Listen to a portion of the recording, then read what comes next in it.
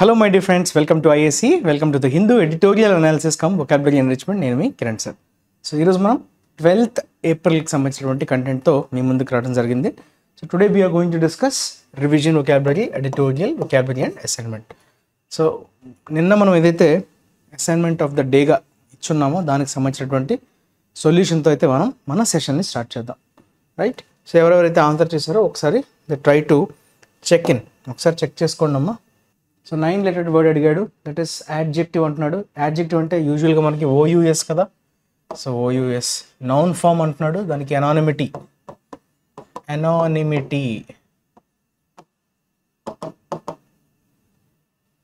Okay, anonymous అంటే ఏంటి అంటే ఎటువంటి వివరాలు వెల్లడించకుండా ఉండడం, that is anonymous. When you are not aware of the details, పేరు కావచ్చు మరి డీటెయిల్స్ కావచ్చు, ఏమి anonymous writer, anonymous poem, anonymous poet అంటుంటారు. సో ఎవరు రాస్తారు కానీ వారి డీటెయిల్స్ కానీ వారి వివరాలు కానీ తెలియజేయకుండా ఉంటే దాన్ని మనం ఎనానిమస్ అంటాం. నేమ్లెస్ అనొచ్చు, ఇన్కాగ్నిటో అనొచ్చు, అన్ఐడెంటిఫైడ్. Anonymous, ANONYMOUS. చాలామంది ఇది కరెక్ట్గా ఆన్సర్ చేశారు. So I appreciate those who have answered correctly. Right. And coming to this double filler with the dash, faced with dash losses and consignment delays due to new European Union G7 sanctions. Sanctions అంటే ఇక్కడ అర్థం ఏంటమ్మా? Sanctions అంటే ban, temporary బ్యాన్స్నే మనం దాన్ని ఏమంటాం, ban impose చేయడాన్ని మనం శాంక్షన్ అని చెప్తుంటాం. రైట్. సో ఈ కాంటెక్స్లో శాంక్షన్ మీకు ఆల్రెడీ చెప్పాను. శాంక్షన్ అనేది ఒక కాంట్రానిమ్, అంటే అప్రూవ్ అనే మీనింగ్ వస్తుంది, బ్యాన్ అనే మీనింగ్. అంటే ఎగ్జాక్ట్గా ఆపోజిట్ మీనింగ్స్ వచ్చేటువంటి రెండు అర్థాలు ఉండే పదాలని మనం కాంట్రానిమ్స్ అంటాం. సో శాంక్షన్ కూడా అలాంటిదే. Right. So Indian diamond exporters are calling for a separate screening process to be set up in India so that the newly dash procedures. Newly is your adverb, procedures noun, అంటే ఇక్కడ adjective miss అయింది. Okay. Faced with dash losses, losses noun, అంటే ఇక్కడ ఖచ్చితంగా adjective ఉండాలి. Right. అయితే losses adjective, losses ముందు noun adjective, అలానే ప్రొసీజర్స్ ముందు. అయితే ఇప్పుడు చూడండి ఒకసారి మూడోది, ఇంకా మూడోది కూడా ఉంది. For exports to western countries can be processed how అనే క్వశ్చన్కి ఆన్సర్ అంటే ఇది adverb. Can be processed dash. So అక్కడ యాడ్వర్బ్ పొజిషన్ అది. రైట్. ఇక్కడ అన్ని యాడ్వర్బ్సే ఉన్నాయి చూసారా. ఫర్మ్లీ, రఫ్లీ, ఫాస్ట్లీ, స్మూత్లీ. ఓకే. ప్రాసెస్డ్ ఎలా ప్రాసెస్ చేయొచ్చు? రఫ్గా, ఫాస్ట్గా, ఫర్మ్గా. ఫర్మ్ అంటే స్ట్రాంగ్. ఓకే. దీన్ని ఎలిమినేట్ చేయడం ఈజీనే. ఎలా? లాసెస్ పెరుగుతూ ఉన్నాయి కదా. ఓకే. లాసెస్ పెరిగిపోవటం వల్ల డిక్లైనింగ్ అనొచ్చా? అనకూడదు. ఇంక్రీజ్డ్ లాసెస్, ఇంక్రీజింగ్ అలా ఉండుంటే బాగుండేది. ఇంక్రీజ్డ్ అంటున్నాడు. కండ్యూసివ్తో టూ వస్తుందమ్మా. ఓకే. కండ్యూసివ్తో టూ అనే ప్రిపోజిషన్ వస్తుంది. కండ్యూసివ్ టు సంథింగ్ అంటే ఇది కూడా కరెక్ట్ అయ్యే ఛాన్స్ లేదు. కమింగ్ టు ఎక్స్పోనెన్షియల్ లాసెస్, పెరిగిపోతున్నా అనే మీనింగే వస్తుంది. Okay. Newly framed procedures for exports to western countries can be processed fastly. Fastly అనే వర్బ్ లేదు, అసలు వర్డ్ లేదు. ఎందుకంటే fast is itself an adverb. Okay. Fast is itself an adverb. దానికి మళ్ళీ ఎల్వై అనవసరం, అసలు ఫాస్ట్లీ అని అనకూడదు. Fast is itself. He drives the car, fast అంటాం. He drives the car fast. So అక్కడ అర్థం ఏంటి? ఫాస్ట్లీ ఎందుకు వాడలేదు? Because fast is itself adverb. So ఇది కూడా అనవసరం. సో మౌంటింగ్ లాసెస్ అంటాం, అంటే పెరిగిపోతున్నా. మౌంట్ అంటే ఏంటి? మౌంట్ అంటే విచ్ ఇంక్రీజింగ్ అనే సెన్స్లో వాడతాం మౌంటింగ్. అలానే న్యూలీ మ్యాండేటెడ్, ఖచ్చితంగా పాటించాలి అని చెప్పేటువంటి ప్రొసీజర్స్. మ్యాండేటరీ అంటాం కదా. Mandatory, mandated. ఓకే. ఇది యాడ్జెక్టివ్గా వాడాడు. కెన్ బి ప్రాసెస్డ్ స్మూత్లీ, స్మూత్గా ప్రాసెస్ చేసుకోవడానికి ప్రొసీజర్స్ని వాళ్ళు మ్యాండేట్ చేయడం జరిగింది. So option D will be your correct answer. Right. Next we will discuss revision vocabulary, the words related to yesterday's editorial. నిన్న ఎడిటోరియల్లో ఏదైతే డిస్కస్ చేసామో వాటికి సంబంధించినటువంటి వర్డ్స్ని అయితే మనం ఈరోజు చూడబోతున్నాం. క్లియర్? సో నే సేయర్స్ అన్నాడు కదా. నే సేయర్ సింగులర్గా తీసుకుందాం. రైట్. It's noun. ఓకే. నే సేయర్ అంటే ఎవరమ్మా? మన విధానాలను కావచ్చు, మనం ఏదైనా ప్రవేశపెడితే దాన్ని విమర్శించేవాళ్ళు. ఓకే, సినిక్ అని అంటాం. సినిక్ అని కానీ క్రిటిక్ అని కానీ చెప్పచ్చు. సో ఈ will be your correct answer. Critic అని కూడా మనం చెప్పచ్చు. సో ఎవరినైనా విమర్శించే వాళ్ళు, మన ప్రొసీజర్స్ని కావచ్చు, మనం ఏదన్నా కొత్తగా ఎస్టాబ్లిష్ చేసేటప్పుడు విమర్శించేవాళ్ళు, ఒక క్రియేటివ్ వర్క్ కావచ్చు, ఒక పాలసీ వర్క్ కావచ్చు, రైట్, అందులో ఉండే తప్పొప్పుల్ని ఎత్తి చూపించేవాళ్ళు, దే ఆర్ కాల్డ్ క్రిటిక్స్. ఎక్కువగా నెగటివ్స్ చెప్తారు, రైట్, క్రిటిక్స్ అని అంటాం, రైట్. స్కెప్టిక్ అని కూడా చెప్పచ్చు. స్కెప్టిక్, వీళ్ళని కన్విన్స్ చేయడం అంత ఈజీ కాదు, రైట్. స్కెప్టిక్ అన్నా, క్రిటిక్ అన్నా, సినిక్ అన్నా, పెసిమిస్ట్ అన్నా, ఓకే. సో ఎక్కువగా నెగటివ్స్ మీద ఫోకస్ చేస్తారు, దే ఆర్ నేసేయర్. సో ఎంఫాటిక్, ఇది యాడ్జెక్టివ్ కదా, ఎంఫాటిక్ ఐసీ కదా, ఎంఫసిస్, ఎంఫసైజ్, ఎంఫాటిక్ కదా. ఎంఫసిస్ అంటే ఒక దాని మీద ఎసెట్ చేయడం, ఎసెట్ అని అంటాం కదా. ఎసెట్ అన్నా ఎంఫసైజ్ అన్నా సేమ్. అంటే ఇప్పుడు ఏదో వస్తుంది చెప్పండి, ఫర్మ్, ఫర్మ్ అని చెప్పచ్చమ్మా. ఎంఫాటిక్ అంటే చాలా నొక్కి ఒక్కాణించడం అంటాం కదా, దట్ ఈస్ ఎంఫాటిక్. ఫర్మ్ అని చెప్పచ్చు, స్ట్రాంగ్గా, బలంగా, దీర్ఘంగా, right. So emphasise verb, emphasis noun, emphatic adjective, firm కూడా యాడ్జెక్టివ్. ఫర్మ్ అంటే స్ట్రాంగ్ కదా. So that is your emphatic. దాంతోపాటు మనం ఏం చెప్పుకోవచ్చు, అసర్టివ్ అని చెప్పుకున్నాం కదా. అసర్టివ్ అనే పదాన్ని వాడచ్చు, ఫోర్స్ఫుల్ని కూడా వాడచ్చు, forceful, that is also correct. తర్వాత లైన్స్ షేర్, ఇది ఇక్కడ ఫస్ట్ ఆఫ్ రావాలి, ఓకే. లైన్స్ షేర్, ఓ లార్డ్ ఉంది, okay, laud, sorry, laud is a verb కదా. What you mean by laud? Laud అంటే ప్రైజ్, ఒకరిని పొగట్టం, అభినందించడం, లార్డ్, ఓకే, అభినందించడం. So that is praise. ప్రైజ్కి దగ్గరగా ఉన్న word extol, A. Extol is nothing but praise, okay. Credit అంటే పొగట్టం. ఇక్కడ ఎంఫాటిక్ ఏమైందమ్మా, సి కదా. Yes, assertive, forceful, firm. Laud అన్నది ప్రైజ్, క్రెడిట్, అప్లాడ్ అనొచ్చు, అప్రిషియేట్ అనొచ్చు, ఇవన్నీ కూడా సినోనిమ్స్. అప్రిషియేట్ కదా, ఇవన్నీ మీకు తెలిసిన వర్డ్సే కదా. సో తెలియనివి. ఎక్స్టాల్ చాలా ఇంపార్టెంట్ అమ్మా. సో ఈ వర్డ్ మీకు అంతగా తెలియకపోయిండొచ్చు. So extol is nothing but praise. So ఇది మీకు అడగచ్చు సినోనిమ్స్గా. సో వీటిని జాగ్రత్తగా పరిశీలించండి. లైన్స్ షేర్ అంటే ఏంటి? ఇది ఒక ఇడియం. సో లైన్ షేర్ అంటే ఏంటి? సింహభాగం అనుకున్నాం. సింహభాగం అంటే సంథింగ్ విచ్ ఇస్ మెజారిటీ కదా. So maximum or majority. Majority or you can use the word maximum. Okay.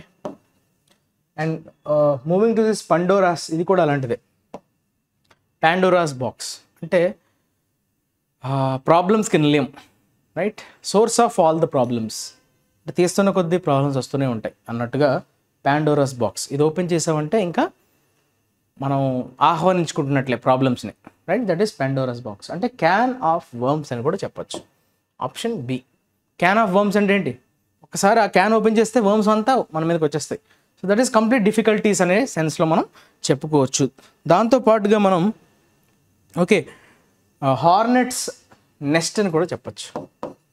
Hornets nest అంటే ఏంటి? Full of problems or difficulties. Full of problems or difficulties, that is Pandora's box. Dubious adjective, ఇది కూడా negative కాంటెక్స్లో వాడతాం, which is nothing but doubtful, suspicious అంటాం కదా. D, doubtful or you can use the word suspicious, అనుమానాస్పదంగా ఉండడం, అనుమానాస్పద అనే సెన్స్లో మనం చెప్పచ్చు. When you are uncertain, doubtful, okay, ఇవన్నీ కూడా యాడ్జెక్టివ్స్. క్లియర్? చెక్ చేసుకున్నారా అన్ని? ఇక్కడ ఒక వర్డ్ యాడ్ చేసుకోవచ్చు, వెహమెంట్. వెహమెంట్ అనే వర్డ్ సీరియస్గా, ఓకే. వెహమెంట్లీ సెడ్ అంటే చాలా తీవ్రంగా, ఓకే, ఫోర్స్ఫుల్గా చెప్పడం, that is vehement. So these are the words related to your revision vocabulary. Now let us move on to today's actual editorial. ఏంటంటున్నాడమ్మా టైటిల్? ఫైనాలిటీ అండ్ జస్టిస్ అంటున్నాడు. చూసారా? ఫైనాలిటీ అండ్ జస్టిస్ అనేటువంటి రెండు నౌన్స్ని ఇక్కడ వాడాడు. జస్టిస్ అంటే న్యాయం, ఫైనాలిటీ అంటే ఏంటి అంటే జస్టిస్ వచ్చేంత వరకు మనం ప్రయత్నిస్తూనే ఉండాలా, లేకపోతే ఇదే ఫైనల్ అంటే ఒక బాడీ ఉంది, ఒక ఎపెక్స్ బాడీ, సో అది ఇచ్చినటువంటి తీర్పు, ఇప్పుడు ఫర్ ఎగ్జాంపుల్ లోవర్ కోర్ట్ ఉంది, లోవర్ కోర్ట్ ఇచ్చినటువంటి తీర్పుతో మీరు ఫర్ ఎగ్జాంపుల్ సాటిస్ఫై కావలేదు, అప్పుడు మీరు ఏం చేస్తారు, will go to the next high court కదా, నెక్స్ట్ కోర్ట్కి అప్రోచ్ అవుతారు, అక్కడ మీకు కూడా సాటిస్ఫాక్షన్ రాలేదు, అప్పుడు హయ్యర్ కోర్ట్కి వెళ్తారు, సో అక్కడ కూడా రాలేదు, సో ఇంకా హయ్యర్ కోర్ట్, సో ఇంకా కంప్లీట్గా సుప్రీం కోర్ట్ వరకు వచ్చేసి ఆగిపోయింది, అక్కడ డెసిషన్ వచ్చేసింది, సో అది ఇంకా ఫైనల్ అని ఊరుకోవాలా లేదంటే జస్టిస్ వచ్చేంత వరకు పోరాడాలా అనేటువంటి సెన్స్లో ఈరోజు ఇచ్చినటువంటి టైటిల్ అనేది దానికి సంబంధించింది అనమాట. అయితే ఎగ్జాక్ట్గా ఏ కాంటెక్స్లో మాట్లాడుతుండో ఒకసారి చూద్దాం. DMRC dispute flags need for arbitrators to be more mindful of fact and law. చూసారా, డిఎంఆర్సి డిస్ప్యూట్ అంటే ఒక గొడవ జరిగింది, ఇప్పుడు డిస్ప్యూట్ ఎవరెవరితో అనేది మీరు చూస్తారు. DMRC Delhi metro rail corporation, right, DMRC అనేది ఢిల్లీ మెట్రో రైల్ కార్పొరేషన్కి సంబంధించింది. సో అది దేంతో వివాదంలో చిక్కుకుంది. ఫ్లాగ్స్ అంటే ఏంటమ్మా, హైలైట్స్. ఫ్లాగ్ అనే వర్బ్ని వాడుతున్నాడు అంటే అర్థం ఏంటి, విచ్ హైలైట్స్ అనే సెన్స్లో వాడతాం.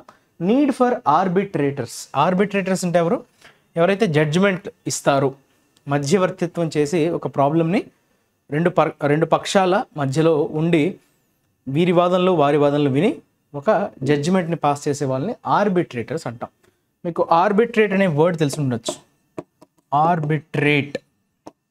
Okay, this is your verb arbitration. So to pass a judgment, arbitrator. So arbitrator అనేవాడు కామన్ నౌన్, ఇది యాబ్స్ట్రాక్ట్ నౌన్, ఇది కామన్. ఓకే, ఆర్బిట్రేషన్ ఇస్ మధ్యవర్తిత్వం, మధ్యవర్తి, right, arbitrator. So they usually what is their purpose, to resolve a dispute. ఒక డిస్ప్యూట్ని resolve చేయడమే వారి యొక్క ముఖ్య ఉద్దేశం. సో రెండు పార్టీస్ కావచ్చు, రెండు ఇండివిజువల్స్ మధ్యగా కావచ్చు, వాదనలు విన్న తర్వాత వాళ్ళు డెసిషన్ తీసుకుంటారు. సో దే జడ్జి లాగా వ్యవహరిస్తారు, right, they are arbitrators. To be more mindful అంటే చాలా మైండ్ఫుల్ అంటే ఏంటి, దాని గురించి నాలెడ్జ్ ఉండాలి. మైండ్ఫుల్ అంటే అవేర్గా ఉండాలి. Okay, to be more mindful అంటే చాలా జాగ్రత్తగా దాని గురించి సరైన అవగాహన ఉండాలి. దీనికి సంబంధించి ఫ్యాక్ట్ అండ్ లా, చట్టం మరియు ఫ్యాక్ట్స్ మీద సంపూర్ణమైనటువంటి అవగాహనతో ఉండాలి ఆర్బిట్రేటర్స్, రైట్. ఓకే, సో వారి అవసరం, నీడ్ ఫర్ దోస్ ఆర్బిట్రేటర్స్, దాన్ని హైలైట్ చేసింది ఈ డిఎంఆర్సి డిస్ప్యూట్. సో డిఎంఆర్సి డిస్ప్యూట్ అనేది హైలైట్ చేసింది ఆర్బిట్రేటర్స్ ఎంత కాన్షియస్గా ఉండాలి. మైండ్ఫుల్ అంటే అక్కడ కాన్షియస్ అనే మీనింగ్తో మనం చెప్పొచ్చు, చాలా అవేర్గా ఉండాలి, రైట్, అన్ని విషయాల్లో చాలా క్లారిటీ ఆఫ్ థాట్తో ఉండాలి, that is mindful.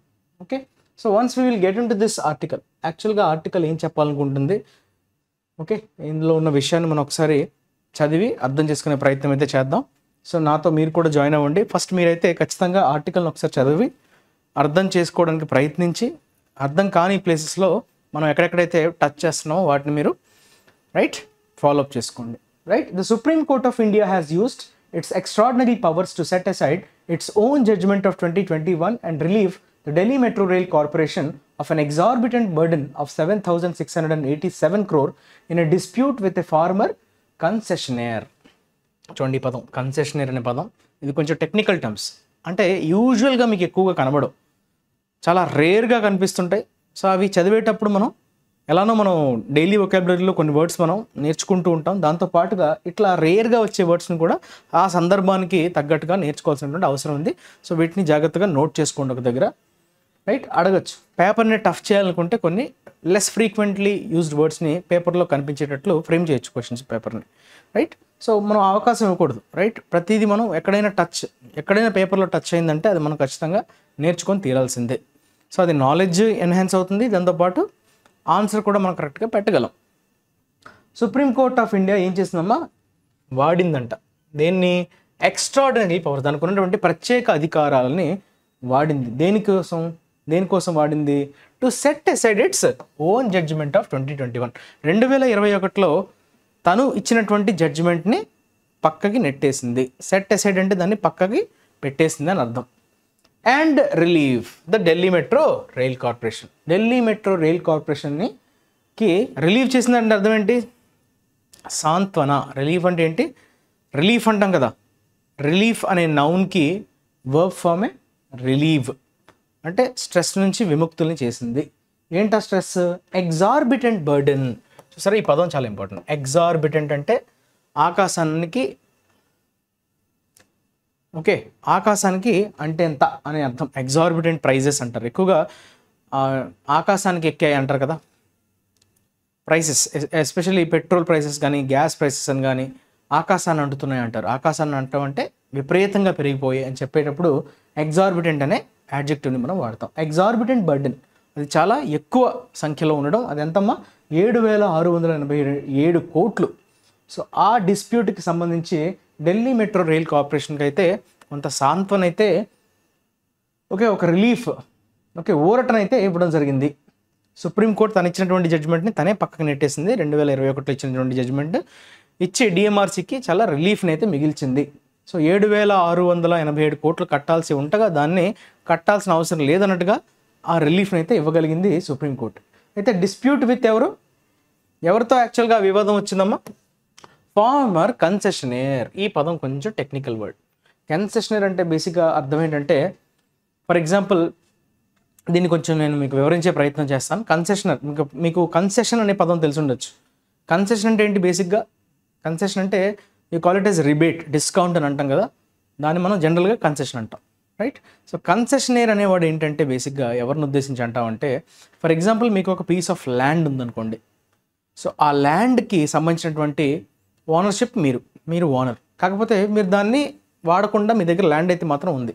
So some X person మీ దగ్గరికి వచ్చి ఏం చేస్తారంటే, మీ ల్యాండ్ని నేను ఉపయోగించుకుంటాను, దాన్ని డెవలప్ చేస్తాను, సమ్ పోర్షన్ కావచ్చు, దాంట్లో కొంత భాగం కావచ్చు, మొత్తం ల్యాండ్ కావచ్చు.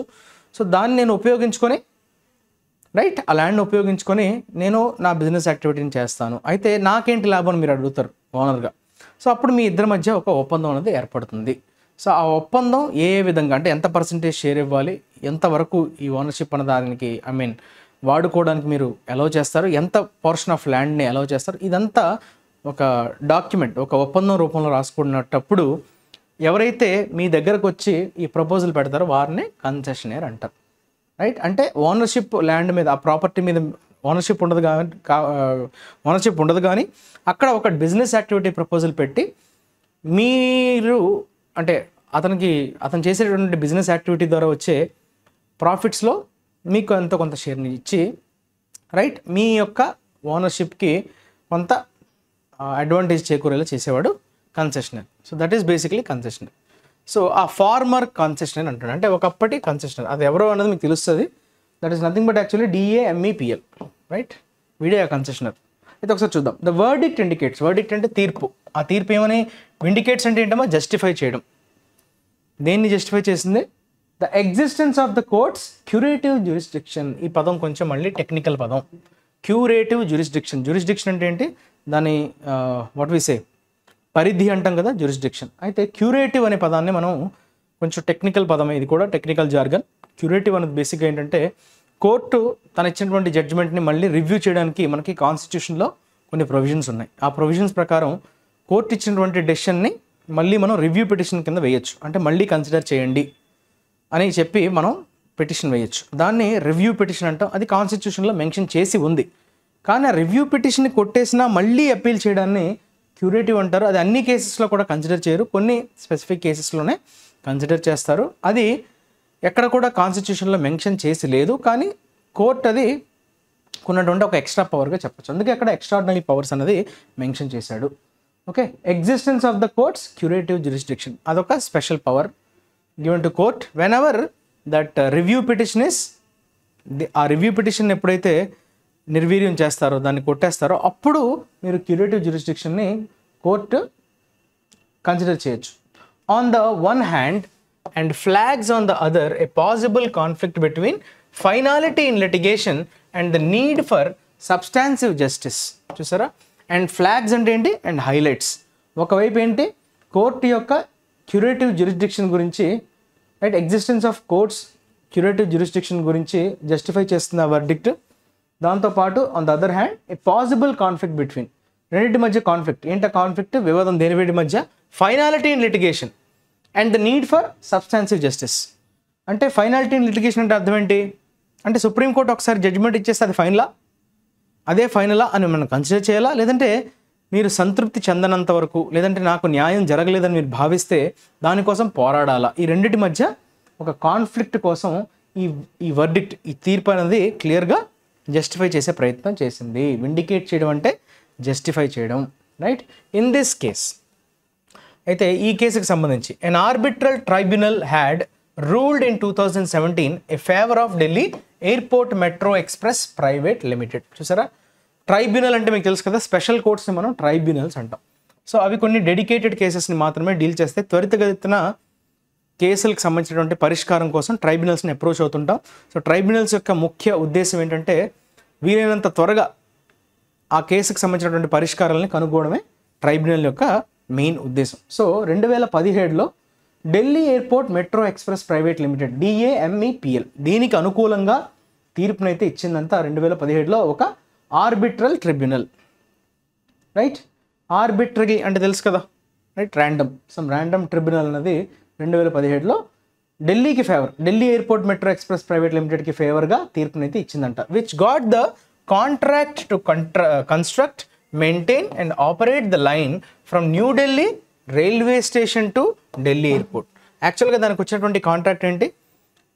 సో ఆ మార్గం ఢిల్లీ రైల్వే స్టేషన్ నుంచి ఢిల్లీ ఎయిర్పోర్ట్ వరకు ఏదైతే మార్గం ఉందో, ఓకే, ఆ లైన్ని కన్స్ట్రక్ట్ చేయాలి, దాన్ని మెయింటైన్ చేయాల్సిందిగా కాంట్రాక్ట్ అనేది తీసుకుంది ఈ Delhi airport metro express private limited.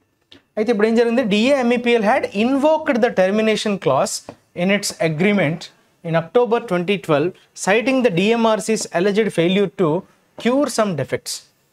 అయితే DAMEPL ఏం చేసిందంటే ఇన్వోక్ చేయడం అంటే దాన్ని ఇంప్లిమెంట్ చేసింది అన్నట్టుగా, ఓకే, అది అప్లై అయ్యేలా చేయడం, right, that is called invoke. Termination క్లాజ్ని తన అగ్రిమెంట్లో 2012 అక్టోబర్లో మెన్షన్ చేయడం జరిగింది, టెర్మినేషన్ క్లాజ్.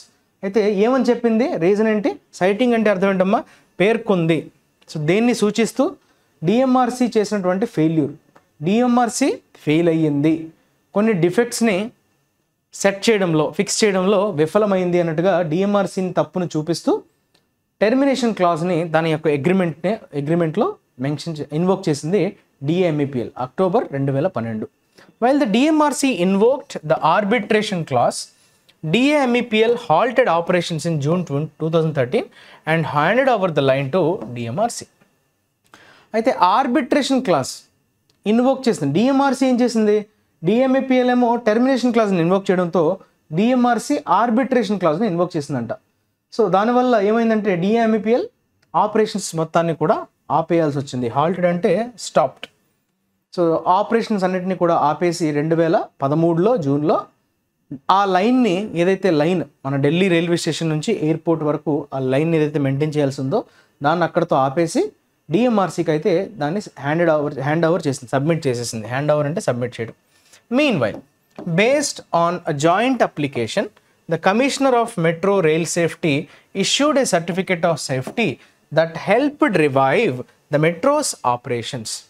ఈ మధ్య ఏం జరిగిందంటే, మీన్వైల్ ఇంతలో ఏం జరిగిందంటే ఒక జాయింట్ అప్లికేషన్, సంయుక్త అర్జీ అంటాం కదా, సంయుక్త అర్జీ, commissioner of metro rail safety CMRS అంటాం. సో వీళ్ళు ఏం చేశారంటే ఒక సర్టిఫికేట్ని ఇచ్చారు, అది కూడా భద్రతను ఉద్దేశించి, సేఫ్టీ స్టాండర్డ్స్ని ఉద్దేశించి ఒక సర్టిఫికేట్ని ఇష్యూ చేయడం జరిగింది. అదేం చేసింది? Helped revive the metros operations, metro యొక్క ఆపరేషన్స్ని మళ్ళీ పునరుద్ధరించేలాగా చేసిందంట.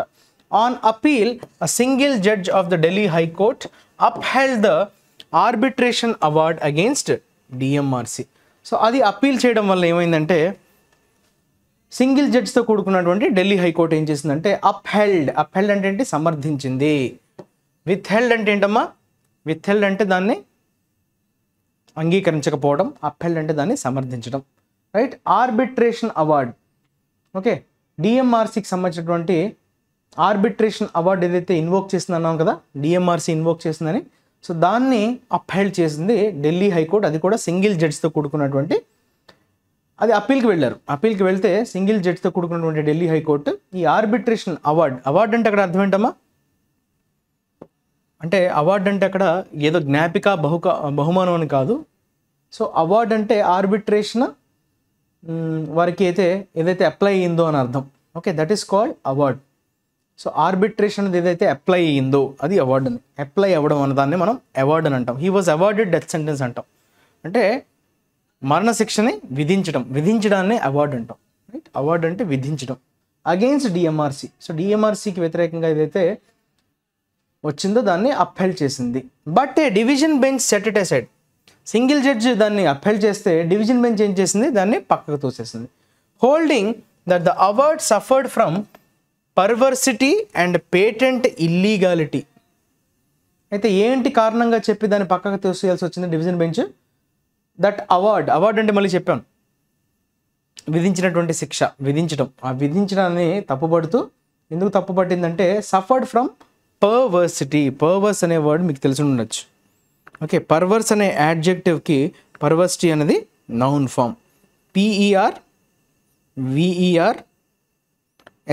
కదా. సో పర్వర్స్ అనేది మనకి జనరల్గా నెగిటివ్ కాంటెక్స్లోనే వాడతాం. పర్వర్స్ అనేది యాడ్జెక్టివ్, పర్వర్సిటీ అనేది noun.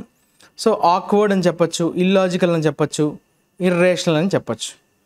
Right, that is basically your perversity, అది నౌన్గా వాడాడు. ఓకే, సో మీరు చేసినటువంటి ఆ అవార్డు ఏదైతే ఉందో, మీరు ఏదైతే అవార్డు అంటే అక్కడ ఏంటమ్మా అర్థం అంటే మీరు ఇచ్చినటువంటి ఆ జడ్జిమెంట్, అవార్డు అంటే అక్కడ జడ్జిమెంట్ అని అర్థం.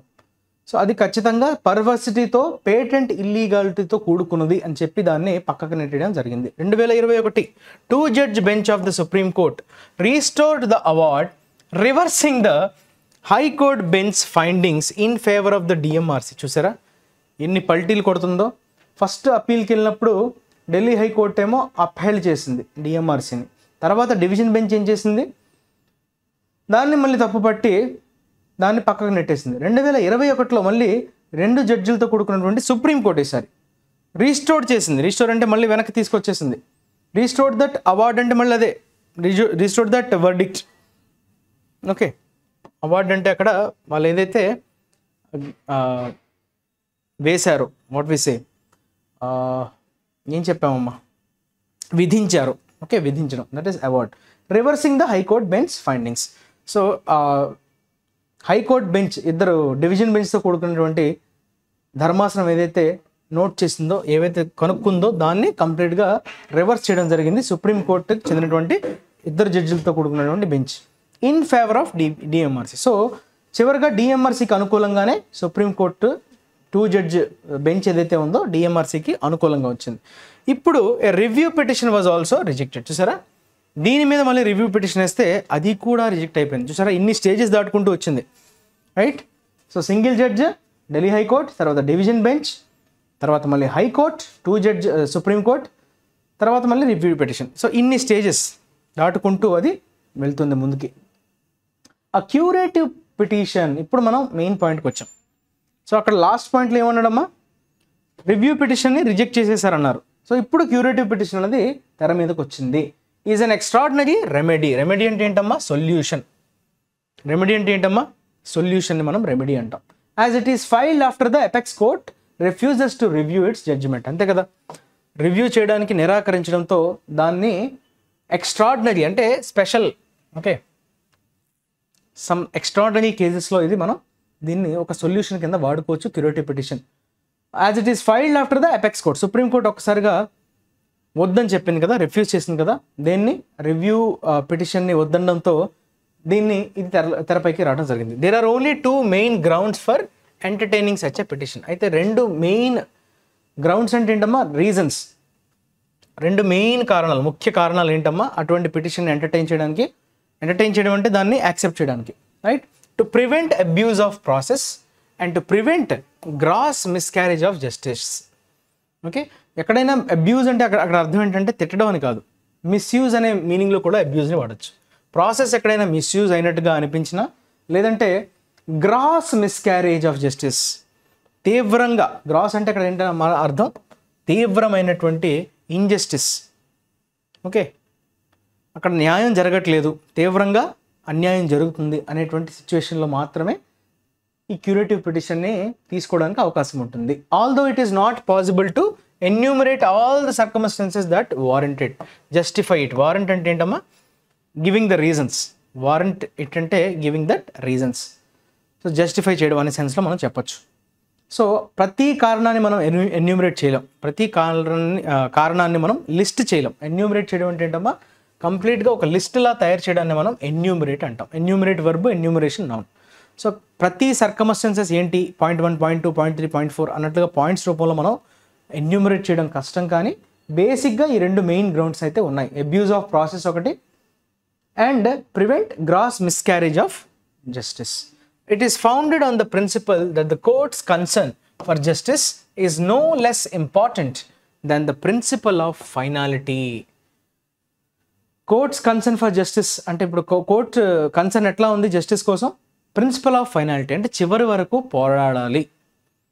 కోర్టు ఒక్కసారి డెసిషన్ ఇచ్చేసిందంటే అదే ఫైనల్ అని ఊరుకోవడానికి లేదు. మీకు ఎప్పుడైతే జస్టిస్ రాలేదని మీరు భావిస్తే మీరు మీ జస్టిస్ కోసం, న్యాయం కోసం చివరి వరకు పోరాడవచ్చు. అదే అక్కడ కనిపిస్తుంది, founded on the principle. So ఆ ప్రిన్సిపల్ అనేది మనకి కోర్టు యొక్క కన్సర్న్గా క్లియర్గా కనిపించింది, ఫౌండెడ్. సో అది క్లియర్గా కనిపించింది. Under India's arbitration law an award can be set aside only on limited grounds. Arbitration అంటే మీకు ఇందాక చెప్పాను కదా, మధ్యవర్తిత్వం అంటే టు బీ జడ్జ్. సో ఇరు పక్షాల వాదనలు విన్నప్పుడు చట్ట ప్రకారం ఏంటంటే ఇండియాకి సంబంధించినటువంటి ఆర్బిట్రేషన్ లా ఏమంటుందంటే an award can be, award అంటే judgment, can be set aside only on limited grounds. కొన్ని లిమిటెడ్ రీజన్స్ని ఉద్దేశించి మాత్రమే మనం దాన్ని పక్కకు పెట్టగలం. It is normally inexpedient for arbitration issues. Inexpedient అంటే అర్థం ఏంటమ్మా? ఇది కూడా నెగిటివ్ కాంటెక్స్లోనే మనం ఇన్ఎక్స్పీడియంట్ అనే వర్డ్ని వాడతాం. Okay, expedient, inexpedient. ఎక్స్పీడియంట్ అనే వర్డ్ వినుంటారు కదా మీరు. ఓకే, ఇన్ఎక్స్పీడియంట్ అనేది నెగిటివ్ కాంటెక్స్లో వాడతామా? నాట్ ప్రాక్టికల్ అని అంటాం.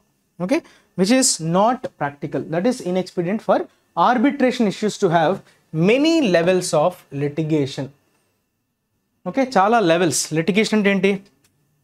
లీగల్గా ఫైల్ చేయడాన్ని మనం లిటిగేషన్ అంటాం. లీగల్గా మీరు దేనికోసమైనా పోరాడేటప్పుడు దాన్ని లిటిగేషన్ అంటాం. Okay, it is normally illogical for arbitration issues to have many levels of, ఇన్ని లెవెల్స్ అవసరమా అన్నది ఇప్పుడు మనకి మెయిన్ చాలా అన్రీజనబుల్గా ఉంటుంది కదా.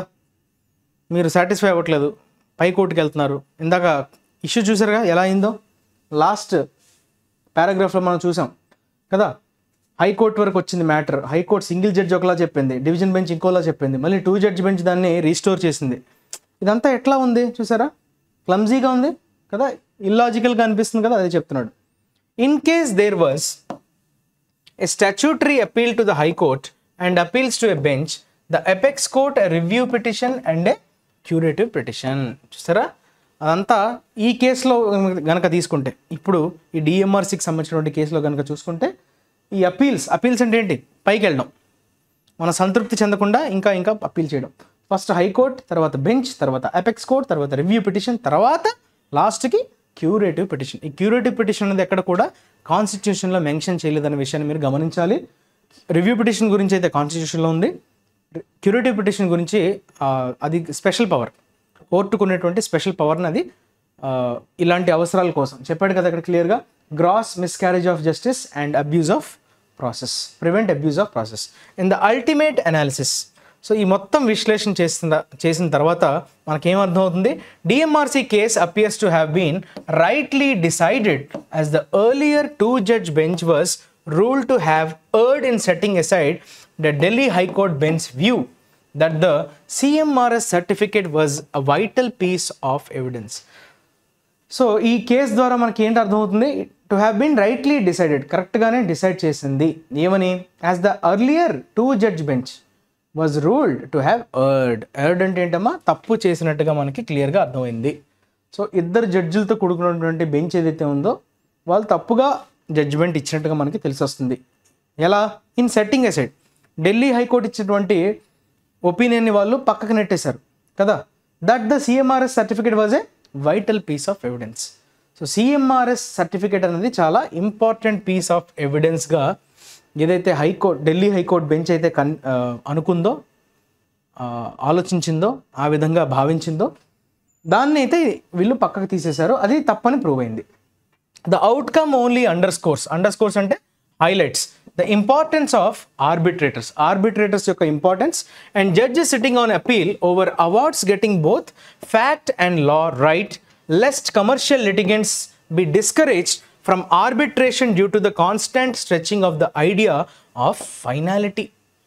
సో ఇక్కడ ఏం చెప్పదలుచుకుంటాడంటే ఇప్పుడు ఇచ్చినటువంటి అవుట్కమ్, ఇప్పుడు వచ్చినటువంటి వర్డిక్ట్ ఏదైతే ఉందో, సో అది దేన్ని హైలైట్ చేసే ప్రయత్నం చేస్తున్నామా? Importance of arbitrators. సో ఎవరెవరైతే డిసైడ్ చేస్తున్నారో, జడ్జెస్ అవుతున్నారో, ఓకే, జడ్జెస్ ఉన్నారో, and judges sitting on appeal, ఎస్పెషల్గా అపీల్ కోసం వచ్చినటువంటి జడ్జెస్ ఎవరైతే ఉన్నారో, ఓవర్ అవార్డ్స్. అవార్డ్స్ అంటే అక్కడ ఏంటి, మళ్ళీ మాటికి వస్తుంది అదే పదం, జడ్జ్మెంట్స్. వాళ్ళు ఫ్యాక్ట్ని, లాని కరెక్ట్గా తెలుసుకొని ఉండాలి. వీరొక ఒపీనియన్ ఎక్స్ప్రెస్ చేయడం, వారొక ఒపీనియన్ ఎక్స్ప్రెస్ చేయడం అనేది అంతా కూడా కన్ఫ్యూజన్కి దారితీసే విధంగా ఉంది. ఓకే, సో ఫ్యాక్ట్స్ తెలుసుకోవాలి, చట్టం మీద కరెక్ట్ అవగాహన పట్టు ఉండాలి. లెస్ట్ అదర్వైజ్, లెస్ట్ అంటే ఏంటమ్మా? Otherwise commercial litigants B discourage from arbitration. So ఇలా కానీ చేయకపోతే ఏమవుతుంది, ఈ ఆర్బిట్రేషన్ నుంచి అందరూ కూడా డిస్కరేజ్ అయిపోతారు due to the constant stretching of the idea. చూసారా, అలా అలా అలా అలా ఎక్కడి వరకు వెళ్తుంది, ఎన్ని ప్రాసెస్లు, ఎంత టైం వేస్ట్ అవుతుంది, ఎంత రీసోర్సెస్ వేస్ట్ అవుతున్నాయి. ఓకే, ఫైనాలిటీ, చివరికి న్యాయం జరిగేంత వరకు పోరాడాలి అనేటువంటి ఈ కాన్సెప్ట్ ఏదైతే ఉందో అది అలా కాన్స్టెంట్గా స్ట్రెచ్ అవుతూ ఉంటుంది. సో దీనివల్ల ఏమవుతారు, ఈ లిటిగెంట్స్ ఎవరైతే ఉన్నారో, ఎస్పెషల్గా కమర్షియల్గా లిటిగేషన్స్ ఫైల్ చేసేవాళ్ళని మనం లిటిగెంట్స్ అంటాం. సో వ్యాజ్యాల్ని దాఖలు చేసేవారు కదా, వాళ్ళు డిస్కరేజ్ అయిపోతారు. Okay, they will be discourage from arbitration due to the constant stretching of the idea of finality. అంటే ఇంకా సంతృప్తి చెందకుండా అలా అప్పీల్ చేసుకుంటూ పోవడం, that is called idea of finality. Not all disputants can go up to the level of ఆ curative petition. అంత ఓర్పు కావచ్చు, టైం కావచ్చు, రైట్, ఈ రెండు కూడా ఉండకపోవచ్చు అందరి దగ్గర. ఓకే, ఈ కేసులో అయితే పాసిబుల్ అయింది. అలాగని ప్రతి కేసులో కూడా క్యూరేటివ్ పిటిషన్కి వెళ్ళేంత టైం కావచ్చు, రీసోర్సెస్ కావచ్చు, రైట్, ఓపిక కావచ్చు ఉండకపోవచ్చు అని చెప్తున్నాడు. So not all disputants can go up to the level of a curative petition. అంటే ముందుగానే మనం అంత లెవెల్ వరకు తీసుకొని వెళ్ళకూడదు.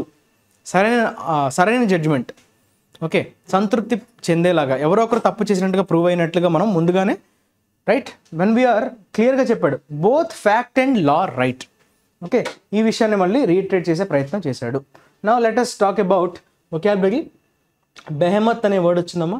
బెహెమత్ is nothing but something very బిగ్ని ఉద్దేశించి. Okay, extremely big chain, that is giant అంటాం, కొలోసస్ అంటాం, రైట్, ఇవన్నీ కూడా చాలా పెద్దదని చెప్పేది. Monster, giant, colossus. So that is nothing but your behemoth. Grocery chain behemoth. Okay, very big powerful company, extremely large and powerful company or organization. Next on the vane.